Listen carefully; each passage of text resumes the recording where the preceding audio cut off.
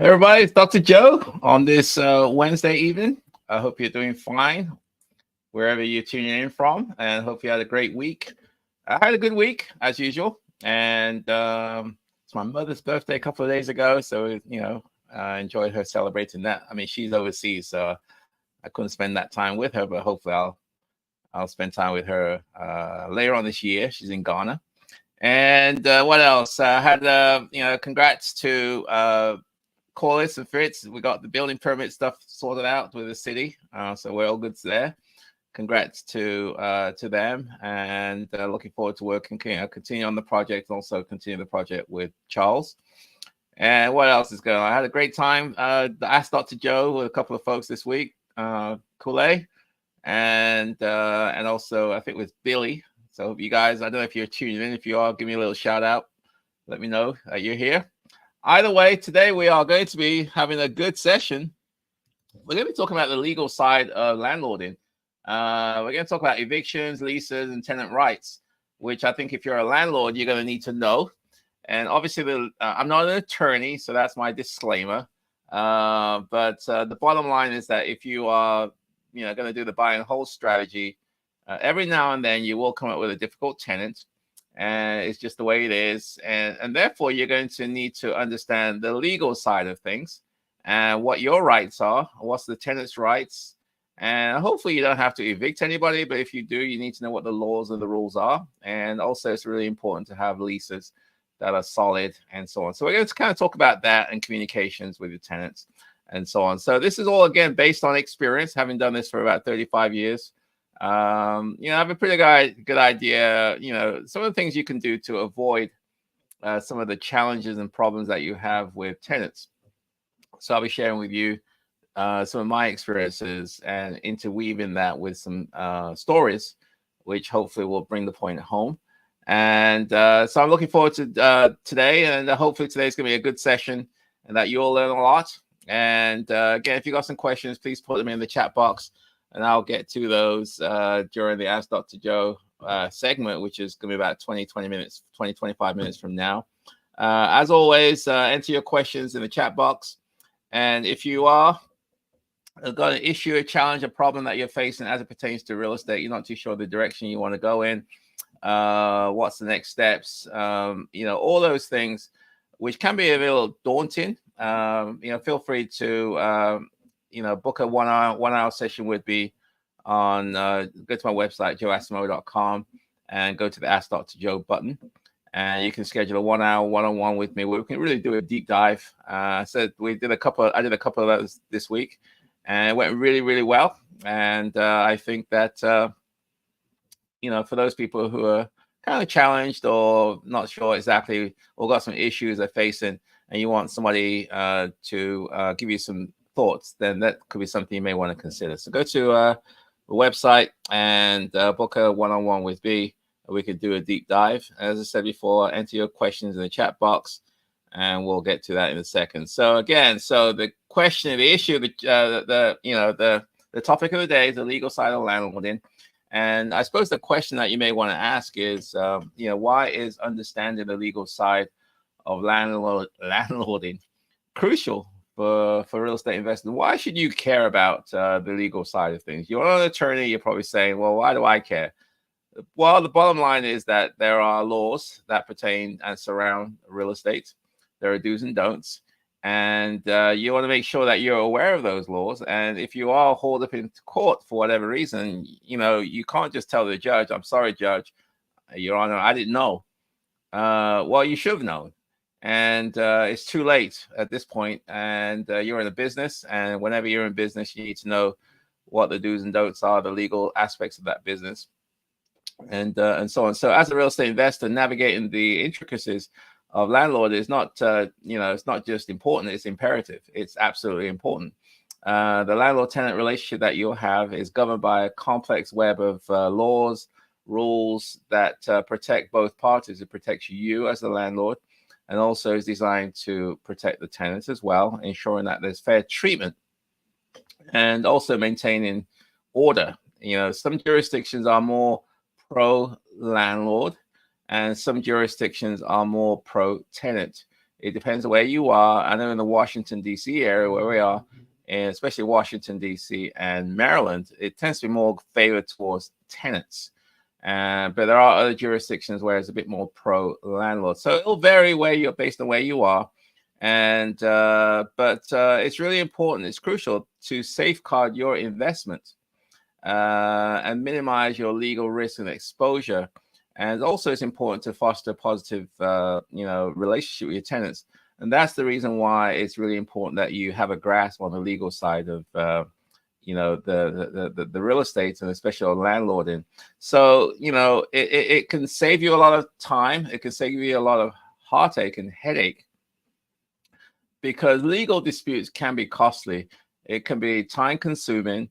And if you're not careful, you can wipe out your profits. You could be, dragged into lawsuits, and whereby your insurance may not cover you, which means that you're now exposed legally to any, challenges that you're faced, and so on. So, a lot of people say that the starting point is is a strong lease, which is, I mean, it's important to have a good lease, but my perspective is a little different, and that is the starting point, I think, is the relationship with your tenant. If you have a good working relationship with your tenants, and there's mutual goodwill, then most of the times when you have a problem, you can work it out, because there's goodwill on both sides. And so it's not like, I'll see you in court. That's not the first thing that usually happens. It's, Mr. Joseph, Dr. Joe, I've got a problem with this house, and they can see that I'm making an attempt to fix the problem. So they can see that, and there's some goodwill that's generated from that. If I'm dismissive of them, if I just blow them off and say, "Oh, you're just a tenant, just don't bother me, just pay your rent and shut up," and so on, then you can build a lot of animosity. The next thing you know, you can get a 30-day notice. You can get a notice from the city or the county where you live. They may escalate it. And so that's the reason why I feel that the relationship is the first line of defense. And that's why I invest so much time and effort into customer service and fostering a good relationship with my tenants and making sure my tenants are happy. That's where the Mother's Day gifts and all that, Christmas presents and so on come in, is to foster a good relationship. Now, that is not enough. Obviously, you need to make sure you have a strong lease and an enforceable lease. That becomes important. And I'll talk about that in a second, because a well-crafted lease will clearly define the rights and responsibilities of the landlord and also of the tenant.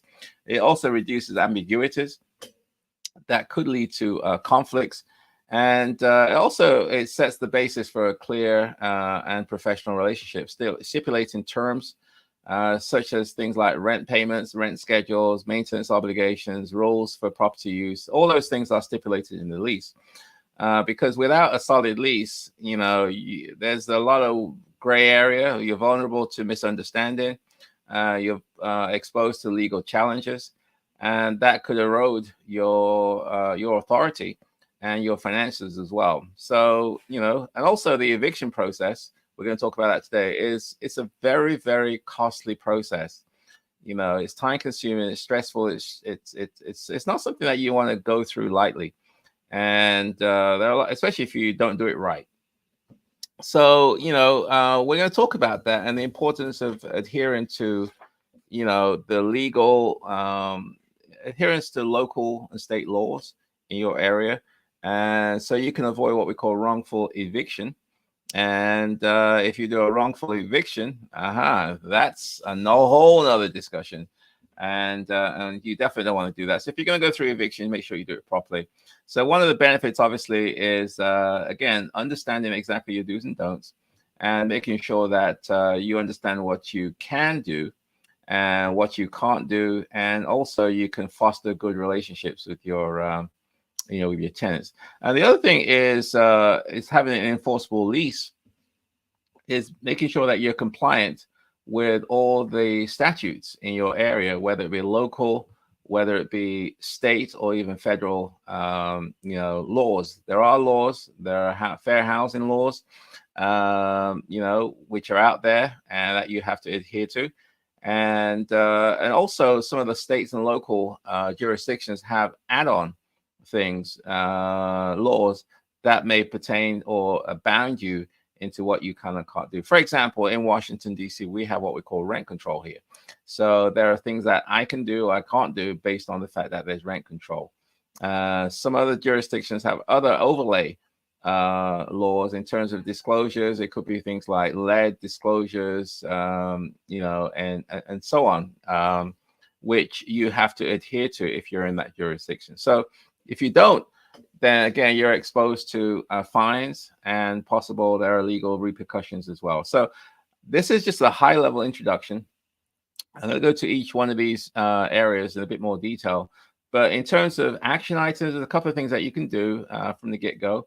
One is try and find some templates, in terms of leases that are relevant in the jurisdictions that your property is located, and they comply with the local, state, and federal laws. And you can customize those standard templates based on your situation, based on your jurisdiction as well. That's an action item. That's something you can do today. Another thing you can do today is to review the leases that you have and make sure that they're current. Make sure that there's nothing in there that can get you in hot water, and so on. That's something you can do today if you already have a lease. And also, something you can do is to obviously go through the leases, especially during move-in with the tenants, to make sure that they understand what the do's and don'ts are, what the obligations are for them, and also for you, responsibilities and things like that. So these are action items that you can do, today, and so on. So let's go down to, let's have a 1, 2, 3, 4. Okay, so I will go to this, which is number 1, which is, I think it's going to be called let's have a look. I've got my notes a little mixed up today, unfortunately. And so let me see what I can do here. Okay, I think I've got it right now. Okay, let's start with drafting enforceable leases. Okay, so that's the first thing we're going to talk about today. And the question becomes, how can landlords create leases that protect both their rights and the rights of the tenants as well? So that's what we're going to talk about first, number 1, which is all about leases. And so drafting an enforceable lease. Now, again, enforceable, because you don't want to have stuff in your lease which you can't enforce. For example, you can't say that as part of the lease agreement, you have to name your next child Joseph, Dr. Joe. I mean, I could slide that into the lease, but if the tenant doesn't name their child Dr. Joe, then I don't think I can take them to court and throw them out because it's not enforceable. Okay, so enforceable is items that are compliant with the laws. So you can put whatever you want in your lease, but if it's not enforceable, it's a waste of time. In fact, if you have too many things which are unenforceable, you could run yourself into a problem whereby the judge could just throw the whole lease out. So make sure that when you're drafting your lease, you have items there that you can actually enforce, because that's the cornerstone of a successful landlord-tenant relationship. So a well-crafted lease, it kind of clearly delineates, clearly identifies the terms and conditions of the tenancy, ensuring that both parties, you and also the tenant, understand their rights, understand their obligations, and also it clarifies things like for disputes. In terms of rent payments, for example, lease violations. If you say no pets and they have a pet in there, that could be a lease violation. If they say that they're responsible for utilities and they don't pay it, that's a lease violation. So again, the lease should clearly state these things, and therefore it's designed to prevent prevent disputes, and provides a legal framework that you can sort of turn to in the event of disagreements. So key things that should have in a lease, things like the duration of the lease. It could be a 1 year, month to month. The rental amount, how much is the rent? Is it 1,000, 1,050, 2,000, 3,000, and so forth? When are payments due?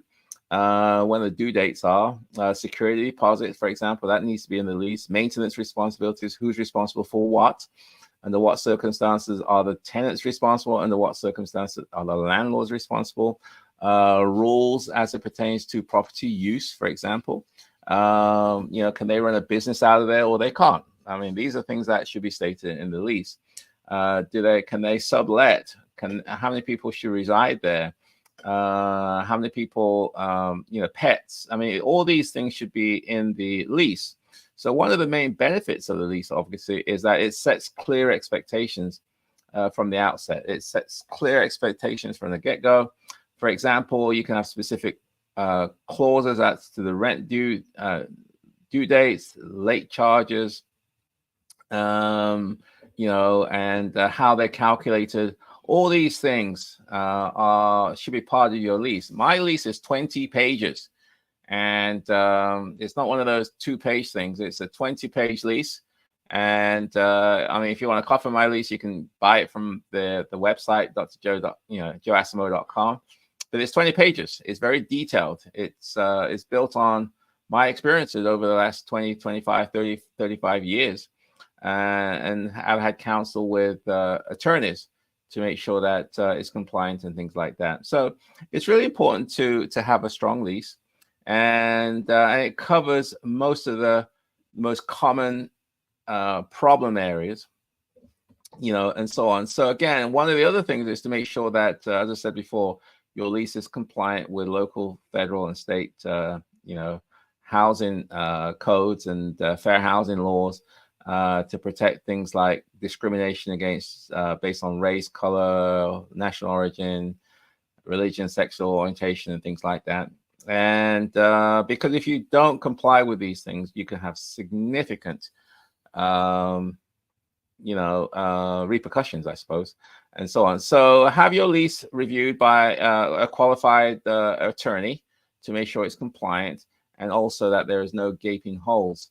As I said before, I'm not a great fan of those 2-page leases that you can buy off from, Staples or Walmart or whatever it is. I think if you're going to do this, get a proper lease and so forth. Okay. So what are some of the action items that you can do today as it pertains to,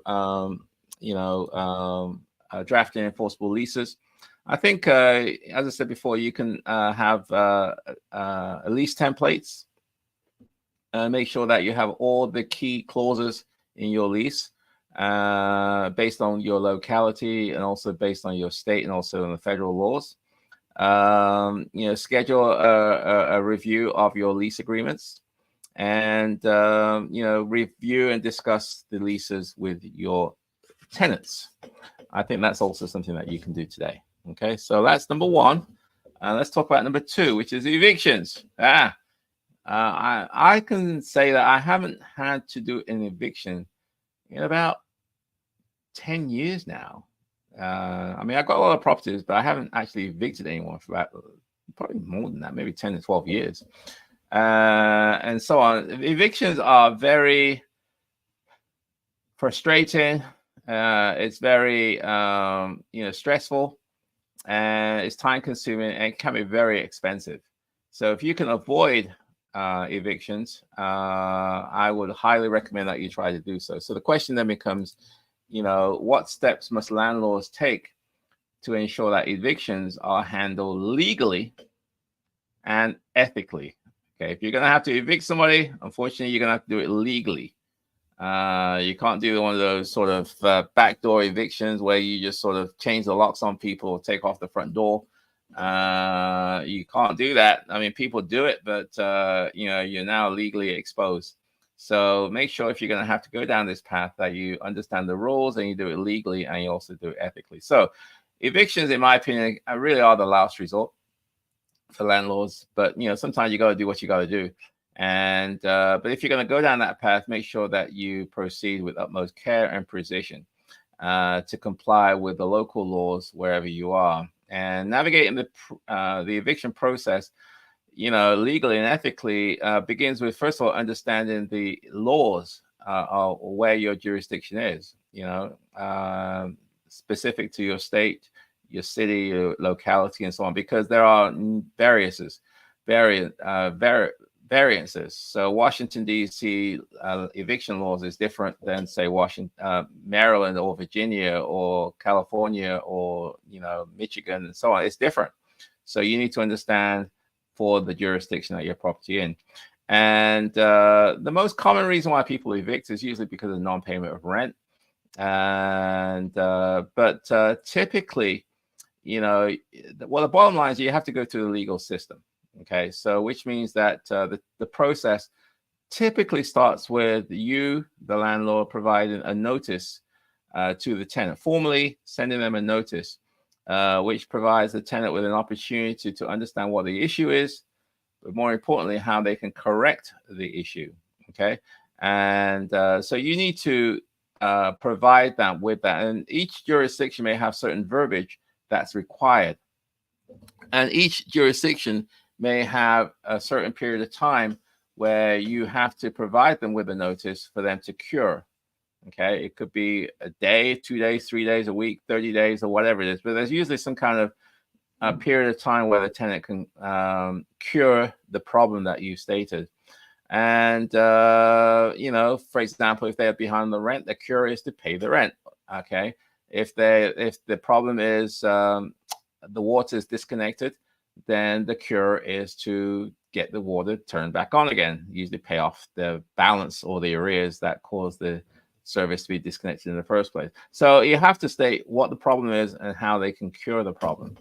Okay, and so on. So and then the next thing is that once you give them the notice, at some point you may have to, if they haven't corrected the problem, then you have to you may have to go in front of a judge where you can state your case, you can state the reasons for the problem, and the tenant has obviously the opportunity to attend the trial, and they can state their position as well. It could be agreeing with you or disagreeing with you, and at some point the judge is going to have to make a decision, and if it's in your favor, then it goes to the next step, which is you have to provide some kind of find some additional paperwork to get what we call a writ of restitution, which usually directs the court staff. It could be a sheriff, it could be a marshal, it could be a constable, to actually go out there and throw your stuff on the street, or at least to evict you.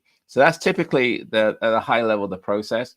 Obviously, each jurisdiction is slightly different. In Washington D.C., it's not as simple as that. There's a lot more steps involved in there, and so on. But the key thing is that if your failure to provide proper notice, if you don't provide proper notice to your tenant, you can have a whole case dismissed, and therefore you have to start all over again. So it's really important to understand what the notice period is for your area, and make sure that you follow the process one step at a time and in compliant with your state laws. So at some point, if everything goes well, then the court staff, whether it be the marshal, the sheriff, the constable, will come to the house and order the tenant to vacate and leave the house immediately. And at that point, once everything's out of there, then you get possession of the property. That is the process at a high level. Now, some people, which I absolutely do not recommend, say, well, that takes too long. Let me do what I got to do to get these folks out, because they're paying their rent. They're not paying their rent. They're giving me headaches and so on. So you can do what we call a self-help eviction, whereby you say, well, I don't have time to go through the legal system. I'm going to do what I got to do. And that, as you can tell from me, is not a good idea, because if you don't do it right and the tenant has their stuff thrown out, they could turn around and sue you, and they can make claims against you for loss of materials or damages or whatever it is, and therefore now you're in hot water, and there's a pretty good chance that the legal system will not protect you. They really, really frown against these self-help DIY evictions, and I absolutely do not recommend that at all. I know it's frustrating, but you have to follow the process in order to be compliant. So absolutely no circumstance should landlords attempt to forcibly remove tenants themselves, because there's some pretty severe legal consequences to that. So what are some of the action items that we can do? You can do as it pertains to navigating evictions legally. First of all, familiarize yourself with the local and state laws, eviction laws, where you are, and stay updated on any changes that take place, because sometimes these things are changing all the time. So you need to be up to date what's going on. You may want to join a local landlord group, because you'll be updated that way. Maintain good, thorough records and communications if you have to go through that path with your tenant. Make sure your documents in order. Make sure you have a copy of the lease. Make sure that you can cite the paragraphs or the sections of the document where the tenant has failed or failed to comply with the lease terms, because you're going to need to back all that up in the event that you go to court, and especially if the tenant shows up and they contest what you're saying. The other thing is, third action item is to consult with a real estate attorney in your area who's knowledgeable about the laws, and so they can guide you through the eviction process, and ensuring that all the legal requirements are met, and also reducing the risk of of errors or procedural errors and having to start the whole thing again, and so on. So that's number 2, which is navigating evictions legally. Before we get to number 3, again, if you got some questions, please put them in the chat box. We'll be going to Ask Dr. Joe in about 10 minutes or so. So if you've got any real estate related questions, please put them there. I'll do the best that I can to answer them, and so on. So let's get down to number 3, which is respecting tenants' rights. Respecting tenants' rights. So you're saying, well, why should I respect the tenant's rights? Well, the reason why you should is that if you do, it's going to be an integral part of your success as a landlord, as a property manager. They are your customers at the end of the day, and any business, to be successful, you have to take care of your customers. And in this case, you have to respect their rights. They do have rights, and you need to know what those are so you're compliant with those things. So respecting tenants' rights is really fundamental in fostering a positive and legally compliant rental environment. In fact, I think I was reading the Washington Post today, and they had a little article about security cameras, and how some landlords put security cameras in their homes, their rental homes. You got to be real careful, because you could be you get yourself in trouble with that kind of stuff. So because the tenant does have a right to privacy, and you can't be snooping around over them all the time. You got to be careful. So you need to understand what their rights are, and because it'll prevent you going through legal disputes. And also, it helps you build trust and satisfaction amongst your tenants, and which hopefully will lead to longer tenancies and so on like that. So tenants' rights encompass various aspects, including the right to privacy, the right to a habitable living space, health and safety, protection against discrimination and retaliation. They have a right to that. And, when we talk about rights to privacy, as I said before, I was just reading an article how some landlords, snoop up on their tenants with cameras and security systems and things like that. But typically, you do have a right to enter the home to take care of emergency situations and things like that. But you have to give notice prior to that. You can't just storm into the house. Typically, you have to provide notice to the tenant, and that's typically 24 hours or 48 hours of notice. So you give them a heads up. Hey, Mrs. Jones, today is Wednesday. I need to come to the house to fix the AC unit, and we can come tomorrow, Thursday or Friday. And so you give them notice, and you agree with them, and then hopefully on Thursday or Friday when you show up there, you're not going to have any issue because you've given them advanced notice. Okay, most of the times you can do that just by phone calls or text messages, and rather than just storming in there and just upsetting your tenants. So typically you do have the right to take care of repairs, and as long as you provide the tenant, prospective tenant anyway, enough notice.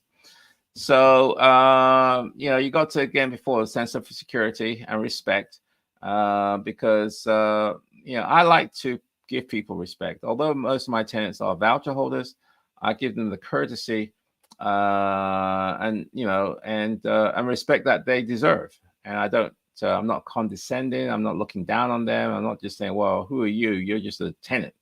No, no, no, no, no. At the end of the day, they're human beings. They are your customers. They're the ones who are providing you revenue, and therefore it's really important that you live up to your side of the bargain. So health and safety obviously is really important. It's important that you provide them with a healthy and a safe environment and a habitable living environment, which means that if something goes wrong, if it's your responsibility, you have a responsibility to take care of it. Which includes things like structural integrity, ensuring proper sanitation, and addressing any pest and infestation issues or hazardous conditions like lead or mold or all those kind of different things. Most of the times, as a landlord, you are responsible for providing essential services such as heating, plumbing, and electricity. And one thing you may want to consider is to do regular inspections. And when something goes wrong, you try to fix it as soon as possible. It's really important, okay, to make sure that you understand what the tenants are looking for from your place, and that you do whatever you can to provide that, and you live up to your side of the deal or the bargaining, things like that. So a lot of the tenant problems, in my experience, is just based on landlords not doing that, or landlords not even screening, and they just get the wrong person in your house and so on. So these are things that you can do in order to respect tenants' laws, their rights, and also foster a good, positive relationship. So what are some of the action items as it pertains to respecting tenant rights? Develop a clear and respectful entry notice policy, outlining the circumstances under which you may enter the property and the required notice periods, and so on. Another action item you may want to do is to do regular maintenance checks, schedule them, conduct periodic inspections to ensure your property remains in a habitable condition, and so on. If something goes wrong, try to address it promptly. Another third action item you may want to do is to educate yourself and or your property management team about fair housing laws, do's and don'ts. And so you want to make sure that you're compliant with fair housing and not discriminating based on the protected classes and so on. So that's number 3, I think. And then we're going to go to number 4, a little bonus one I put in there, which is effective communications with your tenants. The importance of that. Communications is key. A lot of problems you can resolve just through communication. So the question becomes, how can landlords ensure effective communications to enhance tenant relationships and also property management? So how can you use effective communications to enhance your landlord-tenant relationships and improve your business? So effective communications, as I said before, is a cornerstone of successful property management and landlording. Clear, consistent, and respectful communication, I think, helps prevent misunderstanding. It also helps in resolving conflicts, and also helps building a rapport and a support system with your tenants. So when tenants feel heard and respected, they're more likely to take good care of your property, more likely to pay their rent on time, pleasant to deal with, and just it can, therefore they tend to stay longer as well, so which reduces your turnover costs. So one of the key things in communications is to set expectations right from the get-go. When they move in, let them know what you expect even before they move in. You want to make sure you provide your expectation, what you're looking for from them. in detail. This obviously starts in discussions in the lease agreement, and also the roles and responsibilities document that you may have. So regularly review these with your tenants so that they understand their obligations and your expectations. And if you want to, you can put what we call a tenant handbook. You can create that or a welcome packet when they first move in, which kind of spells out some of these things. And the other thing is to be accessible and responsive when a problem occurs and they try to reach out to you. I give my tenants my telephone number so they can call me, they can text me. They have my email so they can communicate that way. Some people have what we call a property management portal, where tenants can go to the portal and they can enter their request electronically. And so there's different ways to doing it, depending on how the systems that you have in place. But the important thing is that there has to be a way, a mechanism whereby people can reach out to you. And if there are some conflicting situations, which there will be some conflicts, it's important that you address this calmly, professionally. Don't get too excited. Don't get too worked up. Just take a deep breath. It'll be okay. But the important thing is to maintain a positive relationship, communications plan with your tenants, and let them share their concerns with you. You may not want to hear it, but I think it's always good to hear it because you can therefore address any problems early without having it to foster and create problems. So regular check-ins is also important, and because it'll help you identify what's, if they're okay, if they're happy, if there's a problem, and things like that. So let's have a look. So I suppose some of the action items associated with that is, establish a communications protocol, create a tenant handbook or a welcome packet, and also implement systems for regular check-ins or surveys to get some feedback from your tenants as well. So in conclusion, I'm going to wrap it up now, 7:38. What are the key takeaways for mastering the legal side of landlording to ensure successful property management? So what are the key takeaways from today's live stream? One thing that's important is that mastering, legal aspects of real estate is really essential. It's not, it's not something that you can do or not. You have to do it because it's the key to your success. You want to avoid the legal process if you can. It's time consuming, it's stressful, it's expensive, and so if you can avoid it, the better. So what we've done throughout today's live stream, we've explored several things, the critical components of landlord-tenant laws. We talked about drafting enforceable leases. We talked about navigating evictions legally and ethically. We've also talked about respecting tenants' rights and also communications as well. Each of these elements are crucial. They're very important, and it's nothing to be taken lightly. Primary takeaway, I think, from today is the importance of understanding and adhering to local, state, and federal laws that govern rental properties. You need to understand these things because it's not just that it helps you avoid costly legal disputes, but also I think it helps you in developing a good reputation as a good quality landlord. So whether it's ensuring that your lease agreements complies with current local regulations or following proper procedures for evictions, it's important to understand the legal aspects of landlording business and so on. So I just wanted to spend some time today talking about that. It can be a little dry, but I think it's important. It keeps you out of trouble, and it also allows you to run a sustainable and hopefully a profitable business. So with that said and done, my friends, I'm going to wrap it up. And again, if you've got some questions, please put them in the chat box, and I will try to answer them shortly. And so on. And then if you want to shoot me an email, you can shoot me an email to joe@joeasamoah.com, joe@joeasamoah.com. And likewise, if you want to book a one-on-one with me, do a deep dive into any topic pertaining to real estate, whether it be, what should you be doing now, given where you are, given the goals that you have, maybe helping you draft those goals. Talk about finding deals, renovating deals, finding tenants, managing tenants, dealing with contracts, all those things. If you got anything to do with real estate and you feel like I can be of help to you, please book a one-on-one with me at joeasamoah.com, www.joeasamoah.com, and I'll do my best to help you out. It's not free. You do have to pay. It's $175 for 1 hour. That's full disclosure. But I really do believe it's real value, money well spent. And everyone that has done that with me has been very, very appreciative of the advice and guidance I was able to provide them. So with that said, my friends, we're going to go to Q&A and go to Ask Dr. Joe's segment.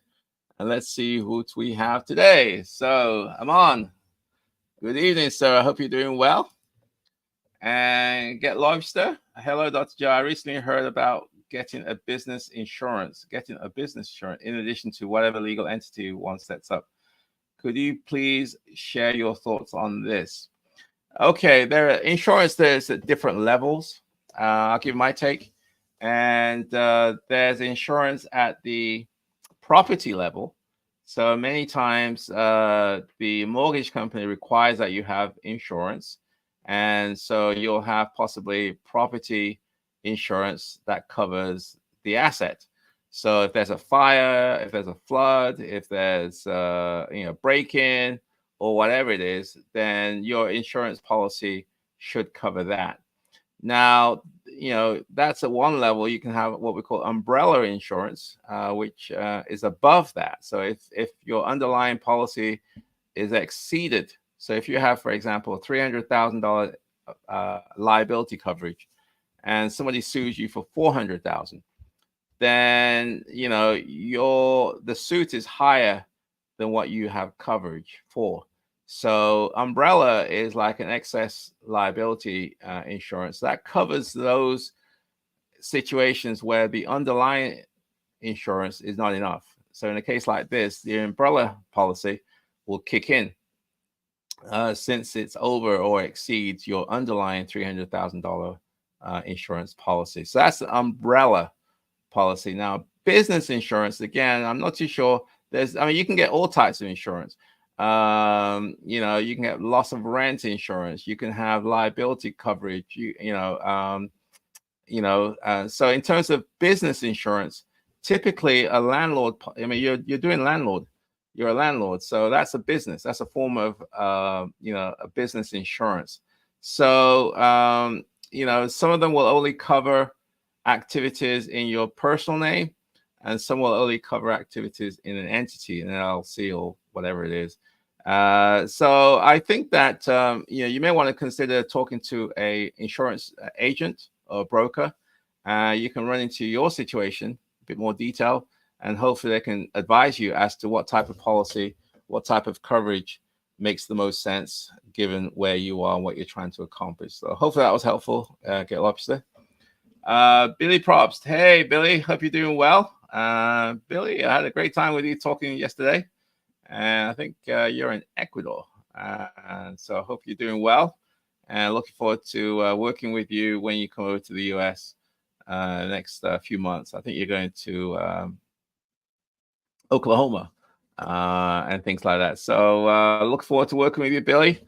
And hope you're making progress on what we discussed yesterday. Okay. Now, greetings from Phoenix, Dr. Joe. Okay, I hope you're doing well. Dow 2 in Phoenix, sunny Phoenix, I assume.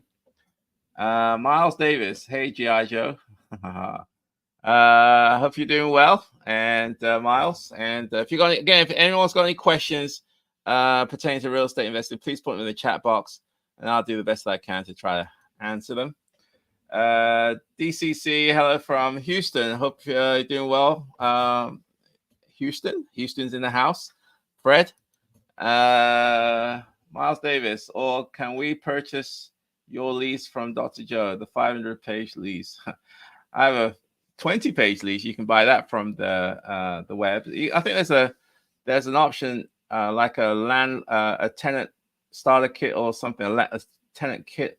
It has several documents in there. You may want to get that one. It's got the lease. It's got the house rules. It's got things like a checklist and so on. So it's a pretty good package. You may want to consider buying, but it does include my my lease. You can get that from the my website in the store.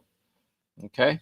So I am creating my lease at the moment and using at least 11 samples others shared with me. Do you have a clause you did not include in your lease that you realized was a grave omission? Do I have a clause? Well, things are always changing. I don't think I've, the big ones is, not having anything to do with things like the number of people in the household. So I clearly state who's allowed to live there. And I define what a guest is. A guest is anyone that stays less than 2 weeks, 14 calendar days. Okay, that's a guest. Anything more than that, they're an occupant. So, and I clearly state who are the occupants that can stay in that house. So you can't bring in your cousins, your friends. The next thing you know, you thought there's 5 people there, now there's 10. I try to avoid that by clearly stating who's entitled to be an occupant of the house, as opposed to an unauthorized person. That's important. And other things which I think is important is subletting and pets. Some people are okay with pets, some people are not. If you're not okay, you want to make sure that you clearly state that in the lease. But nowadays they have these people who have service animals, and they go on the internet and download some form which says, hey, my pit bull is a service animal, and so there are some loopholes that some tenants try to get to. So there's quite a few, and my lease is pretty much it's an ongoing thing. It's a living document. So if I come across something that's not included, then I add it on. If I speak to another property management company, or if I speak to another investor or a landlord, and they have another clause which I don't have, I like to include that as well. So it's a living document as opposed to a static document. Get Lois, how often do you recommend that regular inspections be done? It depends on you. And if you know the tenant well, then you may want to scale that back maybe once a year. If you don't know the tenant, or it's the start of a new tenancy, you may want to increase it maybe once every 3 months or once every 6 months, and so on. So it just depends on a case-by-case situation. Some tenants, they keep the place up. There's not an issue there. They're very tidy, they're very clean, and they keep the place in great condition. So for those people, it may not be necessary to go there every 3 to 6 months. However, there's some people who just don't know how to keep a place. So you have to stay on top of them. And so you may have to do inspections on a more regular basis, maybe every 3 months, every 6 months, because you have to stay on top of them and making sure that they don't sort of destroy your place and so on. Okay, again, if you got some questions, please put them in the chat box and I will try to get to them. We've got a couple more minutes left and so on. Billy, if anyone is having troubles to go through their strategies, I recommend you take a one-on-one session with Dr. Joe. Yesterday we have our meeting and helped me a lot to clarify my ideas and set my process. Oh, thank you, Billy. I didn't ask Billy to say this, but we had a great time yesterday. As I said, Billy's in Ecuador. He's coming over to the US next few months, and he wants to get into real estate investing. I think he was being bombarded with so many different messages about different directions that he could take. And sometimes if you have too many choices, you get confused. And so our one-on-one session yesterday really was able to focus on, where he is, what he's trying to accomplish. And we put together some key action items that he can do, to start putting that focus together. And it was a very, very good session, I think, Billy. And so we agreed on some action items that he's going to take. And hopefully in the next few weeks, Billy will circle back to me to give me an update how he's doing. And then we can then pursue the next set of action items. So again, the idea is to get focus, and we're able to do a deep dive into Billy's situation, which will be different for everybody else. So that's the advantage of the one-on-ones, is that we can do a deep dive into your situation, whatever the problem or whatever the challenge that you're facing. And hopefully you can leverage my experiences and my mistakes that I've made. And so hopefully, you can get to where you need to go to a lot faster without having to, get frustrated. Mohammed Abubakar, any specific legal advice for Section 8? You're gonna have to be more specific about this one, Mohammed. There's so many different things I can talk about for Section 8. Section 8 is a federal program, and it's administered locally by the local housing authorities. And as part of the rules of the process, I suppose, you have to sign and agree to what we call a HAP contract, HAP contract, housing assistance payments contract, I think. And so that's a contract that you have to sign in order to participate in the program. It's a HUD document, and there's some things that you have to be aware of in terms of the roles of your responsibilities, the role and responsibilities of your tenants, and also the roles and responsibilities of your housing authorities. So it's like a three-legged stool, I suppose, to this relationship. There's you, and your relationship with a tenant is through a lease. You and your relationship with the housing authority is through the HAP contract, and the tenant and the housing authority, they have a contract as well. So there's contracts between all parties. And so, in order to participate in the program, you need to understand the roles and responsibilities of each participant, and so on legally, because there's certain things you can legally and you can't do once you participate in the program. So if you want to be a bit more specific, Mohammed, then I can try to address any specific, question that you have in terms of the legal advice for Section 8. The important thing is that, some jurisdictions you can't discriminate against what they call source of income. So you can't discriminate and say, I don't want to rent to voucher holders. Some jurisdictions you can, but a lot of jurisdictions you can't. I know in the DC area you cannot. So that's something you're going to need to be aware of. Screening is also very, very important. So what screening can you do? What screening I recommend that you do and not do? I do very, very thorough screening. That's the key, absolute key to my success. And that's the reason why I haven't been down to landlord tenant in about 10 to 12 years. It's because I try to do the heavy lifting up front so I can avoid all the problems at the back end. So screening is the key. And I would suggest that you do that. I've got a property where we're going through the process right now. I call landlords, and you'll be surprised. A lot of landlords don't really do much in terms of the screening area.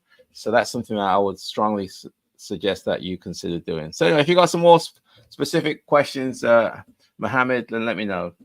Get Loister. If HUD pays their portion, but the voucher holder does not, can one pursue the eviction process, or the government portion is considered partial rent payment that essentially halts the eviction process? All I can talk about is my experience. If the tenant is responsible for their portion of the rent, if they have voucher holder, the government is obviously responsible for their portion through the HAP contract. If the tenant doesn't pay their portion and the government, I've never had a situation where the government hasn't paid their portion. I've been doing this for about 30, 35 years, and I've never had a situation whereby the government didn't pay theirs portion, as long as the tenant was at the property and I was in good standing with the program. So assuming that's the case, it's usually not going to be an issue in terms of getting your money from the housing authority, assuming that you're in good standing. Now, if you're in bad standing, they could stop, or they can do what we call abate, stop your payments. But assuming that's not the case, then the tenant's responsible for their portion. If they don't pay their portion, then yes, you can, as long as it's in your lease, it's a lease violation. And so you have the right to go through the process for eviction, if you want to do that, you can contact the housing authority and let them know that the tenant is not paying their portion of the rent. If they find out, then the tenant can get terminated from the program. So you do have some, some recourse that you want to do. But yes, absolutely. If the tenants aren't paying their portion, you can go after them, even though the housing authority is paying their portion. That's been my experience. And you got to be careful about, letting the tenant think they can get away with not paying the rent. You need to enforce your lease. If they're not paying their rent, then, you can work with them, but they are responsible for paying their rent. And some landlords, because the tenant's portion is so small, they just don't bother, or they just write it off. I don't believe in that. I think they're responsible for paying, and so they should pay. How do you persuade a potential tenant for you to visit the home during the screening process? It's pretty straightforward. I tell them up front. I say 7:57. I got a couple of minutes. I tell them when I have a property and people call me, I say, this is what we're going to do as part of the screening process. I'm going to verify your rental history with current landlord, previous landlords. I'm going to check your income, check your credit, but also I'm going to make an appointment to go visit your home to see how you keep your home. I do that. I say that up front. And the reason why I can do that without pushback is that I have nice homes in nice areas. And so, people want my homes. And so you can raise the bar, you can raise the standards. And I don't really very seldom do I get pushback when I tell people that I'm going to visit their property as part of the screening process. Now, with that said, you have to be consistent. You have to do that for everybody.